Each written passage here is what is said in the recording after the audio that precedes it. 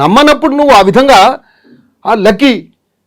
అసలు యాక్చువల్గా భారతము, భాగవతము, ఇతిహాసాలు, తర్వాత రామాయణం నీకేమైనా అవగాహన ఉందా? నీకేమైనా తెలుసా? నీకు తెలిసిన వాడివైతే అరే ఆయన ఉత్తర భారతదేశం నుంచి దక్షిణ భారతదేశంకి వచ్చాయట. దక్షిణ భారతదేశంలో ఆయన ఎవరు రాజట, ఎవరు రావణాసురుడు రాజట, ఆయన దళిత రాజు. ఏం మెదడు నీది? నీకేమైనా మెదడుందా? నువ్వేమైనా మాటలు అంటే సమాజంలో బ్రతుకుతున్నావా? సమాజంలో ఉండేటువంటి వాడిని ఏమైనా గ్రహిస్తున్నావా నీవు?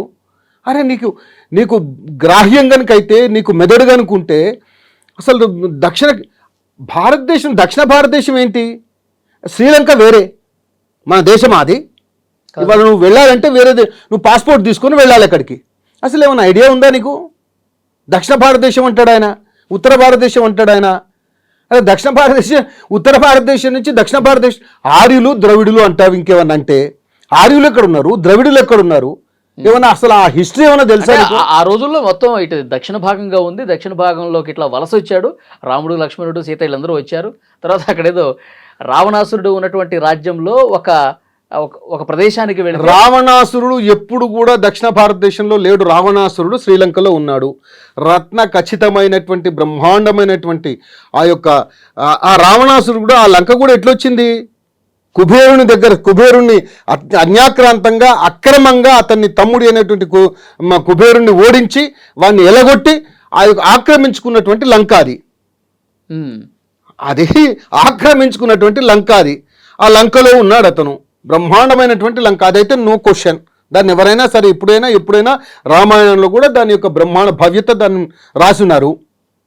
అందుకొరికే అంటారు, గెలిచిన తర్వాత మనం ఇక్కడ ఉందామా అని చెప్పేసి లక్ష్మణుడు అడిగితే, జననీ జన్మభూమిశ్చ స్వర్గాదపి గరీయసి.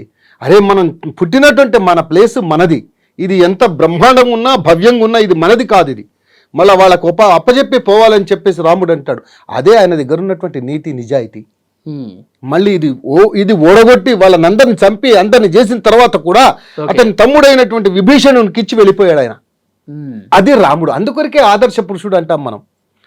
దేవుడి కంటే ఎక్కువ ఆదర్శ పురుషుడు అంటాం. తమ్మునికి ఏ విధంగా ఉండాలి, తండ్రికి ఏ విధంగా ఉండాలి.